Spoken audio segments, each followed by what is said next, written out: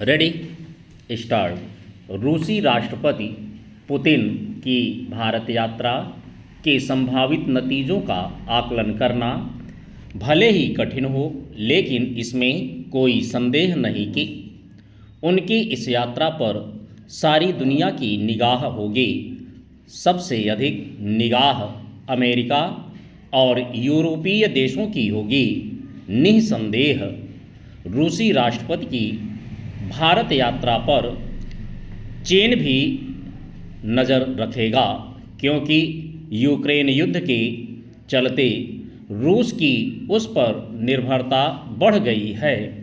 रूसी राष्ट्रपति एक ऐसे समय भारत आ रहे हैं जब अमेरिका यूक्रेन युद्ध खत्म कराने के लिए हाथ पैर मार रहा है। इसके लिए वह रूस के साथ साथ भारत पर भी दबाव बना रहा है। अमेरिकी राष्ट्रपति ने भारतीय आयात पर 25% अतिरिक्त टैरिफ इसीलिए थोप रखा है कि भारत रूस से तेल खरीद रहा है, जैसे अमेरिका की यह चाहत है कि भारत रूस से तेल खरीदना बंद कर दे, वैसे ही यूरोपीय देश भी यह चाहते हैं कि भारत रूस से दूरी बनाकर रखे। कुछ यूरोपीय देशों ने तो भारत को रूस की निकटता से आगाह भी किया है।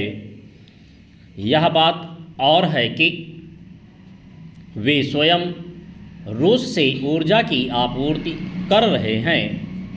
यह तो तय है कि भारत रूस से अपने संबंधों को आगे बढ़ाने के क्रम में अमेरिका और यूरोपीय देशों की चिंताओं की अधिक परवाह नहीं करने वाला, लेकिन इस तथ्य की अनदेखी भी नहीं की जा सकती कि उसे अमेरिका के दबाव में रूस से तेल खरीद में कटौती करनी पड़ी है।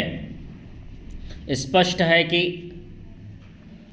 भारत और रूस दोनों के ही सामने यह चुनौती है कि तेल खरीद के मामले में अमेरिका के अनुचित दबाव का प्रतिकार कैसे किया जाए।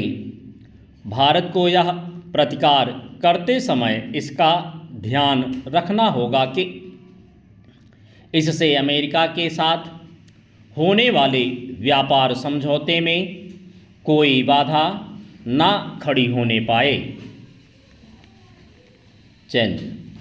चूँकि रूसी राष्ट्रपति अपने कई मंत्रियों के साथ भारत आ रहे हैं और वे 2 दिन प्रवास करेंगे, इसलिए यह तो स्पष्ट है कि दोनों देशों के बीच विभिन्न क्षेत्रों में बड़े समझौते होने वाले हैं। ये समझौते दोनों देशों को और निकट लाने का काम करेंगे, लेकिन भारत को एक ओर जहां यह ध्यान रखना होगा कि वह अपनी रक्षा ज़रूरतों पर एक सीमा से अधिक रूस पर निर्भर न होने पाए, वहीं दूसरी ओर उसे उसके साथ अपने व्यापार घाटे में कमी लाने के उपाय भी करने होंगे। यह ठीक है कि दोनों देश आपसी व्यापार को 100 अरब डॉलर तक ले जाना चाहते हैं, लेकिन यह ठीक नहीं कि भारत का रूस से आयात लगभग 65 अरब डॉलर का है, जबकि उसे निर्यात 5 अरब डॉलर ही है।